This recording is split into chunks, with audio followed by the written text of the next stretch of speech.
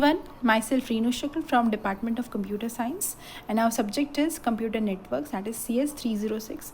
In this, we are discussing we will be discussing in this subject the 5 layers of our TCP/IP. हम TCP/IP की 5 layers के बारे में discuss करेंगे इस सब्जेक्ट में. तो सबसे पहले हम शुरू कर रहे हैं, तो सबसे टॉप मोस्ट जो लेयर है हमारी TCP/IP की, वो है हमारी एप्लीकेशन लेयर. उसका जो टॉपिक है हम DNS, डोमेन नेम सिस्टम, उसके बारे में हम डिस्कस करने जा रहे हैं इस लेक्चर के अंदर. सबसे पहले हम जानते हैं कि डोमेन नेम होता क्या है. डोमेन नेम एक नाम होता है किसी कंप्यूटर को आइडेंटिफाई करने के लिए, लोकेट करने के लिए. जैसे अगर एक ह्यूमन बीइंग के लिए उसका नाम इंपॉर्टेंट होता है उसको एड्रेस करने के लिए, उसकी पहचान के लिए, ऐसे ही हमारा डोमेन नेम इंपॉर्टेंट होता है किसी कंप्यूटर की पहचान के लिए. तो एक से ज़्यादा जो हमारे डोमेन नेम है वो सेम नहीं होने चाहिए. ठीक है, जो हमारे जैसे सपोज़ एक हमारे yahoo.co.in अगर किसी ने रजिस्टर करवा दिया तो इस वेबसाइट तो सिमिलर नाम से कोई दूसरी वेबसाइट रजिस्टर्ड नहीं हो सकती है. तो इसका मतलब यही है कि दोनों सेम नहीं होने चाहिए. आगे बात आती है, अगर एक हमारा डोमेन हो गया तो उसके अंदर हमारी सब डोमेन्स भी क्रिएट की जा सकती है. जैसे अगर हम एग्जांपल के लिए ले, एक बड़ी कंपनी है, उसका जो डोमेन नेम है वो है vni.com. ठीक है, तो उसकी सब डोमेन क्या होगी, मतलब उसी के अंदर अगर अपन पेजेस की बात करें, जो मेन हमारा डोमेन है वो हो सकता है हमारा bombay.vni.com. कि vni.com के अंदर एक हमारा जो सब डोमेन बना हुआ है वो क्या है, हमारा bombay.vni.com. तो डोमेन नेम का मतलब यही है, किसी कंप्यूटर को आइडेंटिफाई करने के लिए हम क्या काम में लेते हैं, डोमेन नेम काम में लेते हैं. ठीक है, अब बात आती है कि हमारे जो कंप्यूटर्स हैं अगर इंटरनेट से कनेक्टेड है तो हम किसी कंप्यूटर को आइडेंटिफाई किससे करते हैं, उसकी पहचान क्या होती है, उसका IP एड्रेस उसकी पहचान होती है. बिना IP एड्रेस के हम किसी भी कंप्यूटर को लोकेट नहीं कर सकते हैं. अब IP एड्रेस जो होते हैं हमारे होते हैं, सपोज़ अपन IPv4 की बात करें 32 बिट्स के होते हैं, तो काफ़ी लंबा सारा हमारा 192.168.1.1, तो इतना बड़ा हमारा IP एड्रेस हो गया. और हमारा जो इंटरनेट है उसमें तो बिलियंस ऑफ कंप्यूटर्स एक दूसरे से कनेक्टेड है, तो सबका IP एड्रेस याद करना नॉर्मल ह्यूमन बीइंग के लिए इम्पॉसिबल है. तो उसके लिए क्या किया गया है, हमने क्या किया है, जो हमारे IP एड्रेसेस हैं उनको किससे मैप किया है, डोमेन नेम से मैप किया है. ठीक है, क्योंकि एक yahoo.com www.yahoo.com याद करना एक ह्यूमन बीइंग के लिए बहुत इजी है एज़ कम्पेयर टू द 192.168.1.1 याद करना उसके लिए बहुत डिफ़िकल्ट होगा, because it's very difficult to remember numbers. ठीक है, तो डोमेन नेम सिस्टम करता क्या है, एक फ़ोन बुक होती है इंटरनेट की. ठीक है, ये क्या करती है, बेसिकली हमारा जो डोमेन नेम्स हैं जो हमने रजिस्टर किए, जैसे google.com, ESPN.com, yahoo.com, इनको कन्वर्ट किसके अंदर करती है, IP एड्रेस के अंदर क्या कर देती है, मैप कर देती है, ट्रांसलेट कर देती है. तो क्योंकि हमारा कंप्यूटर तो क्या समझता है, सिर्फ IP एड्रेस समझता है, 1 और 0 समझता है हमारा. ठीक है, 32 बिट जो नंबर है उसको समझता है सिर्फ, वो ये नहीं समझता कि गूगल क्या है, याहू क्या है. उसको सिर्फ समझ में आती है हमारा IP एड्रेस समझ में आता है. तो और हम लोगों को क्या याद रहता है, डोमेन नेम याद रहता है. तो ये डोमेन नेम सिस्टम जो है उसका यही काम है कि हमारे डोमेन नेम को कन्वर्ट कर देना, किसके अंदर, IP एड्रेस के अंदर कन्वर्ट कर देना, ताकि जो हमारा ब्राउज़र है उस IP एड्रेस को जैसे उसको मिलता है तो वो हमारे जो इंटरनेट है, जो कनेक्टेड कंप्यूटर्स हैं, वहाँ से वो उस वाले वेब पेज को लाके ब्राउज़र पे शो कर दे, यूज़र के सामने शो कर दे. तो ये काम होता है हमारे डोमेन नेम सिस्टम का. Translation from domain name to the IP address. Each device connected to the internet has a unique IP address with other machines used to find the device. DNS servers eliminate the need for humans to memorize IP address. Humans के लिए बहुत मुश्किल है IP address memorise करना. तो domain name system का यही काम होता है कि वो अपने आप उसको अपने पास टेबल मेंटेन करके रखता है. वो क्या कर देता है, सीधा कन्वर्ट कर देता है हमारे डोमेन नेम को. जैसे हमने एक गूगल क्रोम का वेब ब्राउज़र खोला, ठीक है, उसकी URL में अपन ने टाइप किया www.google.com. ठीक है, ये टाइप करते जैसे अपन एंटर प्रेस करते हैं तो सबसे पहला काम किसके पास जाता है, हमारे DNS के पास जाता है. तो DNS क्या करेगा, उस google.com को कन्वर्ट करेगा किसके अंदर, IP एड्रेस के अंदर, और किसको देगा, वापस लौटाएगा वेब ब्राउज़र को. वेब ब्राउज़र को जैसे ही वो IP एड्रेस मिलेगा तो वो इंटरनेट के अंदर उस एड्रेस को सर्च करेगा और वहाँ पे जो भी इंफॉर्मेशन स्टोर्ड है वो उस कंप्यूटर पे जो भी स्टोर्ड है वो लाके आपके वेब ब्राउज़र पे डिस्प्ले कर देगा. तो ये काम होता है हमारे डोमेन नेम सिस्टम का. ठीक है।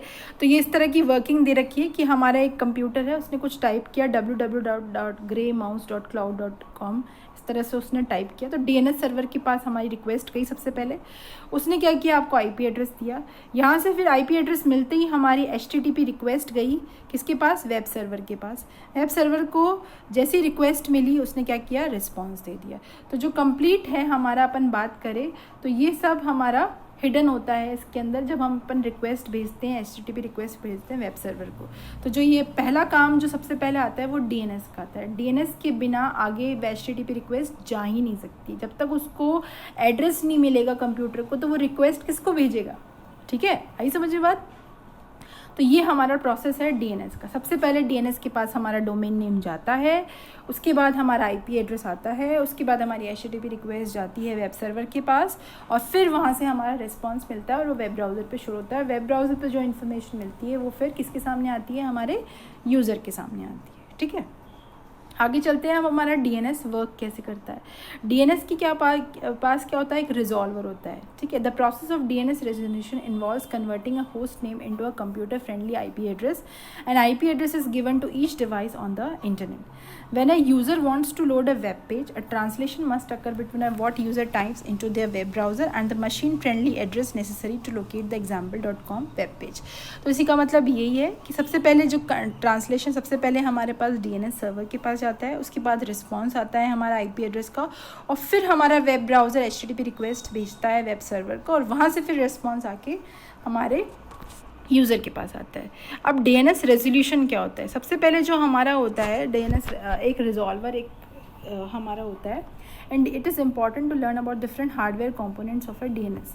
जब हमारा सबसे पहले डीएनएस लुकअप होगा तो हमारे पास 4 डीएनएस के सर्वर्स आते हैं। पहला तो होता है डीएनएस रिकर्सर, दूसरा होता है रूट नेम सर्वर, तीसरा है टीएलडी नेम सर्वर और चौथा है हमारा अथॉरिटेटिव नेम सर्वर। अब सबसे पहले क्या हो गया, अपन डीएनएस रिकर्सर को माने एक लाइब्रेरियन की जैसे। अगर हमें कोई चीज़ चाहिए होती है तो अपन सबसे पहले किसके पास जाएंगे, लाइब्रेरियन के पास जाएंगे। लाइब्रेरियन अपन को बताएगा कि उस वाली अलमीरा में उस वाली रैक पे आपको वहाँ वो चीज़ मिल जाएगी या बुक मिल जाएगी। तो एक तरह से आप डीएनएस रिकर्सर को लाइब्रेरियन की समझो। ठीक है, सबसे पहले यूज़र ने कोई टाइप किया www.google.com, अब उसका आईपी एड्रेस चाहिए उसको, तो उसने जैसे ही एंटर किया तो वो सबसे पहले किसके पास गई, हमारे डीएनएस रिकर्सर के पास गई। तो DNS recursor is a server design to receive queries from a client machine through application such as web browser. ठीक है, वेब ब्राउजर से रिक्वेस्ट किसके पास गई, रिकर्सर के पास गई। The recursor is then responsible for making additional requests in order to satisfy the client's DNS query. ठीक है, सबसे पहले रिक्वेस्ट जा रही है हमारे डीएनएस रिकर्सर के पास। डीएनएस रिकर्सर से जो हमारी क्वेरी है उसको किसके पास जा रही है, रूट नेम सर्वर के पास। रूट नेम सर्वर के पास जा रही है तो रूट नेम सर्वर को एक तरह से आप मानो एक इंडेक्स की तरह। ठीक है, आप उसके अंदर क्या होगा, हमारे इंडेक्स में देखिएगा कि ये बुक कहाँ मिलेगी। तो एक रूट नेम सर्वर का काम क्या होगा, the root name server is the first step in translating human readable host name into IP address. सबसे पहला काम इसका यही होगा, कन्वर्ट करने का काम किसका होगा, सबसे पहले रूट नेम सर्वर का, वो होस्ट नेम को आईपी एड्रेस। ठीक है, तो एक तरह से इसको मानो कि वो एक इंडेक्स की जैसे है, ये बताएगा हमें कि हमारी इतनी जो रैक्स है वो कौन सी रैक पे हमारी हमको आईपी एड्रेस मिलेगा। उसके बाद रिक्वेस्ट जाएगी टीएलडी नेम सर्वर के पास। टीएलडी नेम सर्वर क्या है, टॉप लेवल डोमेन सर्वर। ठीक है, इसको आप मान लो रैक मान लो, इस रैक पे मुझे अपना आईपी एड्रेस मिल जाएगा। लाइब्रेरी की रैक मान लो कि इस लाइब्रेरी की रैक में मुझे मेरी बुक मिल जाएगी या मुझे मेरा आईपी एड्रेस मिल जाएगा। ठीक है, उसको आप मानो टीएलडी नेम सर्वर। अब टीएलडी नेम सर्वर से भी आगे रिक्वेस्ट किसके पास जा रही है, हमारी अथॉरिटेटिव नेम सर्वर के पास। अथॉरिटेटिव नेम सर्वर को आप मान लो कि हमारी डिक्शनरी है रैक ऑफ बुक्स में, in which a specific name can be translated into its definition. ठीक है, अब जो हमारा जो हमारी रैक है उसमें जो डिक्शनरी है जो हमारा एक्चुअल काम कर रही है ट्रांसलेशन का, डोमेन नेम से आईपी एड्रेस में जो ट्रांसलेशन का काम कर रही है वो ये हमारी अथॉरिटेटिव नेम सर्वर है। ये हमको आईपी एड्रेस कन्वर्ट करके देगी और जो हमको आईपी एड्रेस मिलेगा वो किसके पास जाएगा, टीएलडी नेम सर्वर के पास। फिर टीएलडी नेम सर्वर किसको देगा IP address, root name server को। रूट नेम सर्वर किसको देगा, हमारे डीएनएस रिकर्सर को। और डीएनएस रिकर्सर हमारा फाइनली किसको देगा, हमारी क्लाइंट मशीन को। तो ये कुछ इस तरह के स्टेप है। सबसे पहले जो रिक्वेस्ट आ रही है रिकर्सर रिजॉल्वर के पास आ रही है, फिर वो किसके पास जा रही है, रूट नेम सर्वर के पास, फिर TLD name server, and then finally authoritative name server के पास जा रही है। फिर यहाँ से जब अपन को रिस्पॉन्स मिल जाता है तो ये अथॉरिटेटिव से TLD से रूट, और रूट से रिकर्सिव रिजॉल्वर पे जाके फाइनली हमारी क्लाइंट मशीन को रिस्पॉन्स मिल रहा है। अब DNS लुकअप क्या होता है कि डोमेन नेम से IP एड्रेस को फाइंड आउट करना। तो उसके कुछ 8 स्टेप्स दिए गए हैं। सबसे पहला है हमारा जो user types suppose example.com into web browser and the query travels into the internet and is received by DNS recursor resolve. अपन ने ये बात डिस्कस करी कि सबसे पहले जो रिक्वेस्ट जाती है किसके पास जाती है, रिजॉल्वर के पास जाती है। तो रिजॉल्वर क्या करेगा, उसको किसको देगा, DNS रूट नेम सर्वर को देगा। The root server then responds to the resolver with the address of a top level domain name server। अब वो क्या करेगा, रिजॉल्वर को किसको देगा कि आप टॉप लेवल डोमेन सर्वर के पास अपनी रिक्वेस्ट भेजो। ठीक है, अब जो हमारा रिजॉल्वर है वो किसको रिक्वेस्ट भेज जा रहा है, हमारी TLD को नेम सर्वर को। तो TLD सर्वर क्या रिस्पॉन्ड करेगा, IP address of the domain name server. ठीक है, ये अपन को देगा जो हमारा IP एड्रेस है उसको हमारा किसको दे देगा, डोमेन नेम सर्वर को दे देगा। The recursive resolver sends a query to the domain name server, the IP address is then return to the resolver from the name server. अगर वो सपोज हमारे जो TLD सर्वर के पास IP एड्रेस नहीं मिलता है तो वो आगे किसके पास जाएगा, हमारी अथॉरिटेटिव नेम सर्वर के पास जाएगा। अथॉरिटेटिव नेम सर्वर के पास वो डेफिनेटली मिल ही जाएगा हमारा उस डोमेन नेम का करस्पॉन्डिंग IP एड्रेस। ठीक है, तो ये स्टेप्स बताए गए कि किस तरह से हमारी रिक्वेस्ट जाती है, पहले रिजॉल्वर के पास, फिर नेम सर्वर के पास, फिर TLD के पास और फिर अथॉरिटेटिव। ये जो स्टेप्स हैं इनको रूट उसको एक्सप्लेन किया गया है इन 8 स्टेप्स के अंदर। तो once the 8 of the steps have return the IP address, the browser is able to make the request for the web page. जैसे ही उसको IP एड्रेस मिलता है तो वो किसको, वेब पेज के लिए रिक्वेस्ट करता है, उसको HTTP रिक्वेस्ट जाती है हमारी, और फिर जो भी रिटर्न में हमारा आता है वो ब्राउज़र को मिल जाता है, and then finally client machine को उसका रिस्पॉन्स मिल जाता है। अब आगे बात आती है, एक टर्म आती है कि DNS कैशिंग क्या होती है और ये कहाँ होती है। The purpose of caching is to temporarily store data in a location that results in improvements in performance and reliability of data request. अब अगर सपोज हमारे पास अगर डेटा हमारे TLD नेम सर्वर के पास ही अवेलेबल हो जाता है तो वो अथॉरिटेटिव तक नहीं जाएगा, तो टाइम की बचेगी।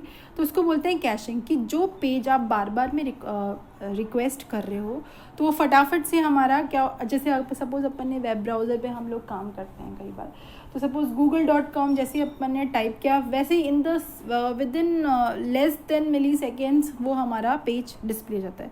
सपोज़ कोई एक नई वेबसाइट है, वो आपने पहली बार आप उसको खोल रहे हो तो उसको खोलने में थोड़ा सा टाइम लगता है। तो वो टाइम क्यों लग रहा है, क्योंकि उसकी कैशिंग नहीं हो रखी है। ठीक है, तो आपका जो DNS है उसके लुकअप में थोड़ा सा टाइम लगेगा, देन HTTP रिक्वेस्ट जाएगी एंड देन रिस्पॉन्स होगा।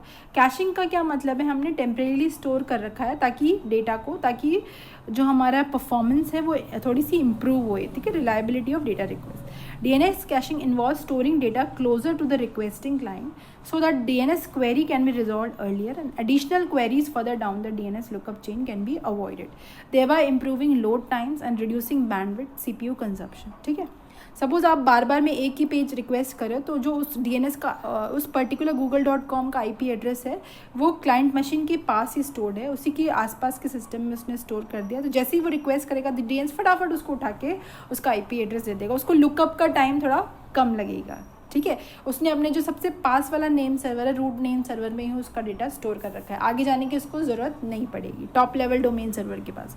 और सपोज टॉप लेवल में भी नहीं मिलता है तो फिर आगे कहाँ जाते हैं, अथॉरिटेटिव में मिलते हैं।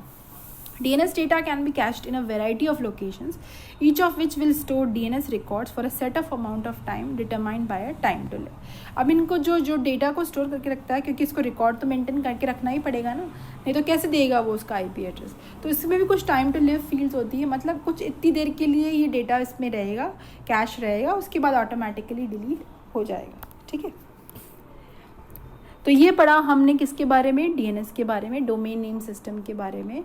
बहुत ही इम्पॉर्टेंट टॉपिक है। और जब अपन बात करते हैं कंप्यूटर नेटवर्क की, इंटरनेट की बात करते हैं, तो इंटरनेट की जब अपन रिक्वेस्ट भेजते हैं सबसे पहला काम किसका आता है, हमारे डोमेन नेम सिस्टम का आता है। वो आपने देखा, अच्छे से मैंने डिस्कस किया। Thank you all for listening.